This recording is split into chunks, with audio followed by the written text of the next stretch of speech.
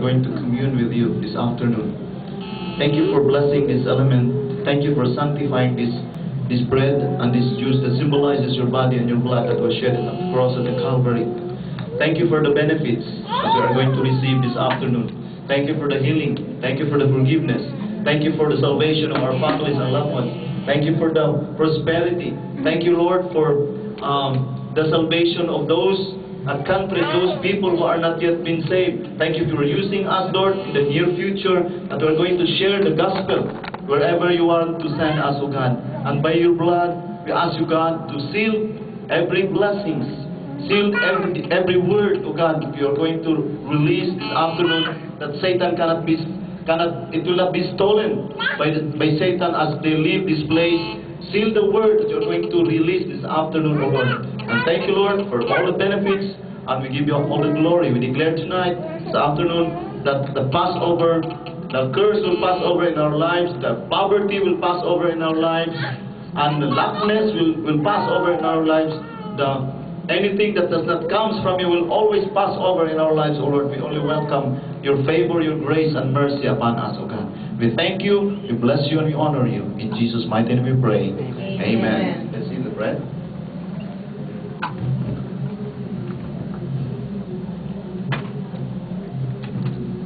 Let's drink the cup.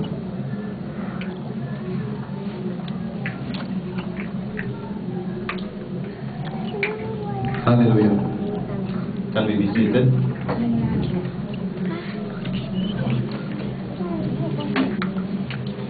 Turn to your neighbor and say, I am blessed that you are here. Hallelujah. As I was sitting there, I said, I think there's no need for me to share the word. There were already two women of God standing here at the pulpit and sharing the word of God. What I'm going to do now is just prepare the dessert. Hello. Hallelujah.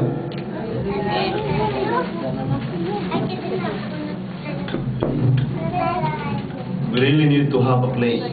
We cannot stand like this. Our pulpit is at home waiting for us. We used to have pulpit, and here we cannot bring it all the time.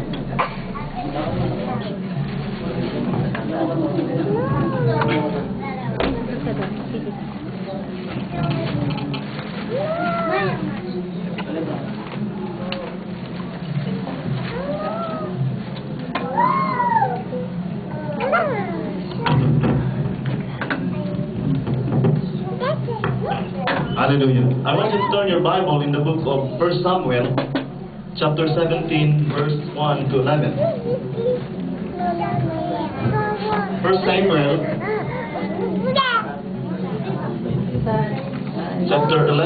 chapter 17, verse 1 to 11. Okay? Let's read there. Now the Palestine gathered their forces for war and assembled at Soko in Judah. They pitched camp at Epes Damim between Soko and Azekah. Saul and Israelites assembled and camped in the valley of Elah and drew up their battle in line to meet the Palestine. The Palestine occupied one hill and the Israelites another, with the valley between them. A champion named Goliath, who was from Gath, came out of the Palestine camp.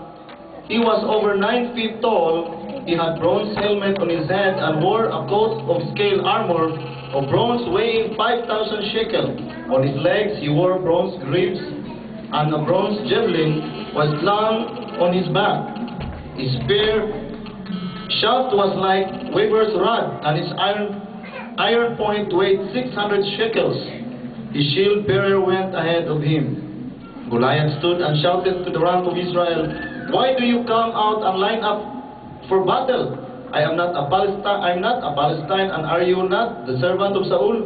Choose a man and have him come down to me. If he is able to fight and kill me, we will become your subjects. But if I overcome him and kill him, you will become our subject and serve us."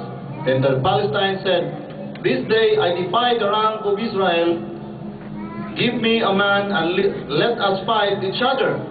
On hearing the Palestinians' word, Saul and all the Israelites were dismayed and terrified. May the Lord bless His word. Amen. Father, we thank you for this afternoon. I pray that you open the hearts, the mind of your people right now.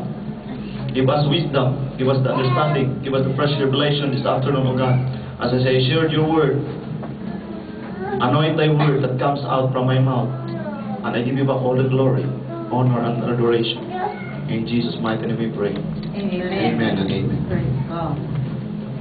In this passage we are reading, you have noticed, if you are going to enlarge your imagination, there is battle going on. Yeah. Imagine that this is a valley. In this side, in this hill, the camp of Palestine, and the side, and the right side, come from the side of Israelites. So it's just the valley between them. They are waiting for just the signal to start the battle. Yeah. And I could imagine that in this side there are hundreds of thousands, armies, hundreds of thousands, and also here, willing to die, willing to fight for the sake of what they are believing for. Yes. Yes. Even some of them, they just come without any reason why they are there. They are fighting for no reason. And today I will be sharing to you about the warfare. Yes. And I would like you to understand that in this world we fight not against flesh. That's right. Our real enemy is not the flesh, but No. it's a spirit Amen. that we need to fight. Yeah. You cannot defeat your enemy who is a spirit and you fight with him with the flesh. No. So the reason why many believers were being defeated because they fight with their own strength, Yes. not the strength from the Lord. And the title of my message this afternoon is Defeating Your Giants. Amen. How many of you want to defeat your giants? Amen. If you notice here, he is talking about Goliath. Yes. And all of us has his own, Giant. her own Goliaths in life. Amen. You would not admit, even your husband, even your wife, he or she is your Goliath sometimes. Amen. Members of your family, your Yes. son, your daughter, will be your Goliath, spiritual Goliath. Yes. And through this, I will be sharing to you about recognizing the giants in your life and how to war and how to overcome this giant. Amen. Hello? How many of you are Amen. expected to overcome your giants in life? Amen. So, first, let us identify, let us examine what does this giant represent in your spiritual walk with Yeah. God. Because if you fail to identify your enemy, you just lose you're just shooting for nothing. That's right. No focus. You have to understand, you have to identify where is my enemy. You have to search. This is my real enemy. Yes. Don't shoot on that direction when he or she's not there. You have to identify which one, who is your giant right now. Yeah. So what does this giant represent in your life? Giant is anything that is changing, in some sense, defeating your faith. Yes. Oh, that's why Sister Faith is here. Amen. Because God is sending us a faith, a woman of faith here, in order for us to defeat our giants. Amen? Amen. A giant, anything that makes you give up. Oh. So when there are times, Brother Dindo, there are times that, Lord, I cannot resist anymore my weakness. I want to give up. That's your giant. Yeah. There is the time when you decide, according to the Apostle Paul, there are times that I don't want to do anything. I don't want to do this thing, but I was tempted to do it. And he said, it's not me anymore. Yeah. It is the sin living in me. So these are the giants that we are facing right now. Yeah. We need to identify. The giant is anything that paralyzes your relationship and trust with God. Yes. Amen. So you need